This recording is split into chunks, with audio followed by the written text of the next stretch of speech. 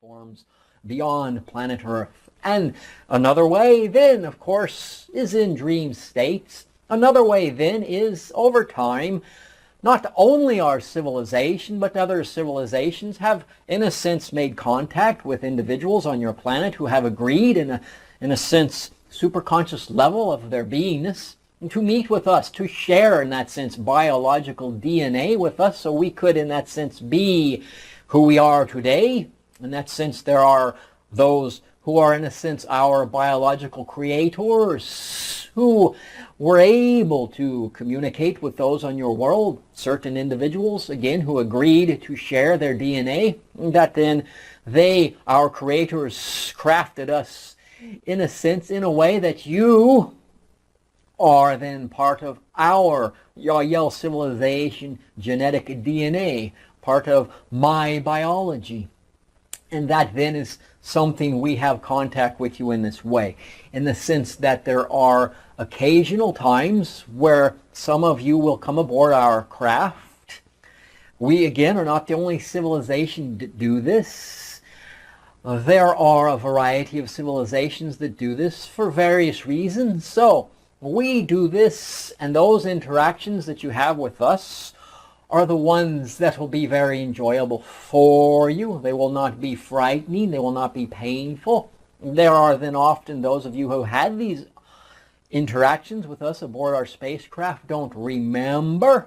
Part of the reason you don't remember is that it wouldn't suit you well back in your Earth day-to-day reality to have that memory and to not be able to share it with anybody in a way that they would really be open to it, to accept what you were saying, to believe you.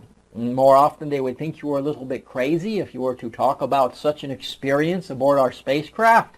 But even there are another reason usually you don't remember, and that is the experience itself is on another vibratory frequency, in a sense another dimensional channel that is different sufficiently from that when you are in your physical Earth day-to-day life, that the frequencies don't match. And so the memory can't be contained in your awareness, in your physical Earth day-to-day experience. It is the interaction with us on our spacecraft of such a different frequency. It just simply is not available to your Earth human experience. So often that is another reason those of you who have been aboard our spacecraft don't remember being aboard our spacecraft. The experiences of it is of too different a frequency, too different a dimensionality. The channel is not the same. So there then, of course, are interactions we have with you in dream states. In a sense, this is more like a telepathic communication. And that then you are more likely to remember that when you awake, in a sense, to have had a dream of having some contact. At times it will for you be a memory, a dream of extraterrestrials. But other times, the way your mind functions, you will substitute your interaction with us in a way that when you're remembering the dream, going over it, you will substitute your contact in who we are with other, in a sense, symbolic forms that are more comforting to you from a psychological standpoint. But in doing that, you don't fully understand what it was that occurred in the interaction in the dream state with us. But that is something in time. It will become more clear for you. And as it does, that is then an indication that your vibration is becoming closer to ours. So, as more of you begin to remember the dreams more fully, really seeing what took place in your interaction with us in the dream state, that lets us know that your frequency is closer to ours, and as it becomes close enough, we will be able to meet you there in the physical form upon your planet, again, in peaceful, open, heartfelt contact. That then provides us with another way of contacting with you, in a sense, providing you with more understanding that we exist. The contacts in the dream state, the telepathic contacts in your dream state, and as well as the onboard interactions, and also the visual sightings, usually at night, over your cities and over your countryside and over your seascapes, above ships in that sense. So those are three ways that we have of interacting with you. Does that answer your question? It sure does. Thanks. Yay, certainly. Joy!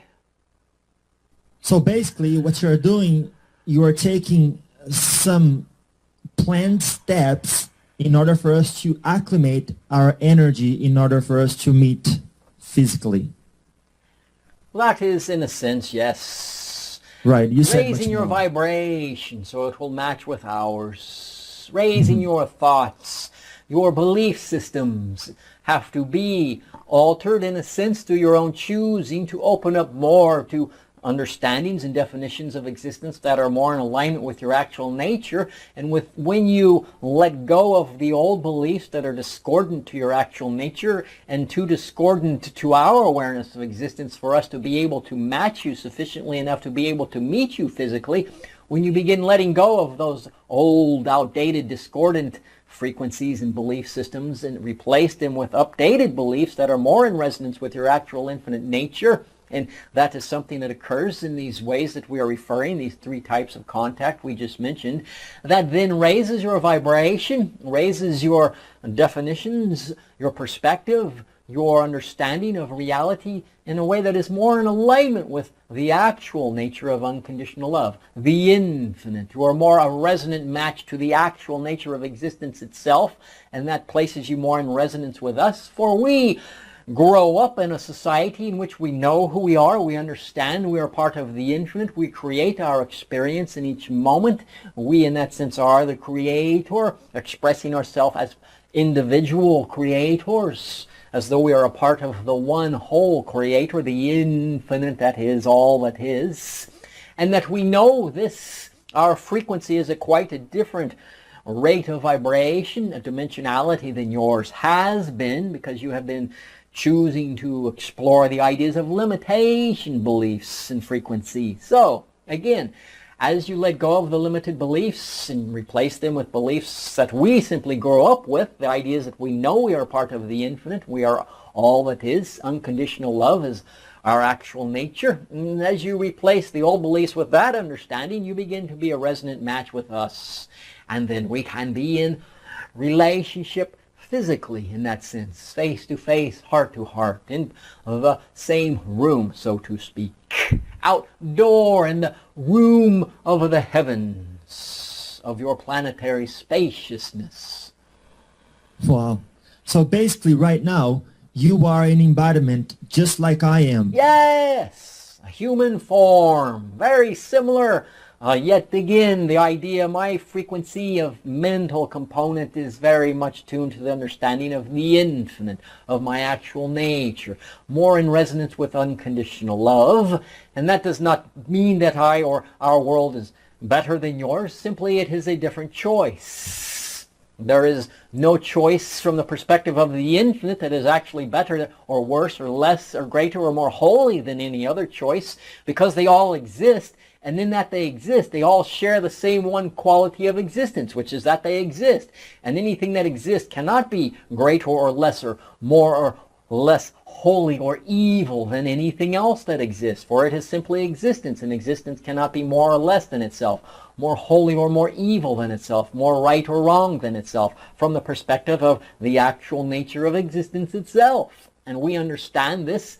That's a choice we've made to understand this. Your world has chosen not to understand that as a collective society. Again, to choose that isn't any better or worse than our choice. It simply is a choice. They're both equal from the perspective of existence. But in that you have made that choice, because what you put out is what you get back. Third law of creation. Because you've chosen to believe you are separate, you get back experiences that reflect the choice that you are putting out around that idea of being separate. You put out that you are separate, and you get back experiences of being separate. Again, third law of creation, what you put out is what you get back.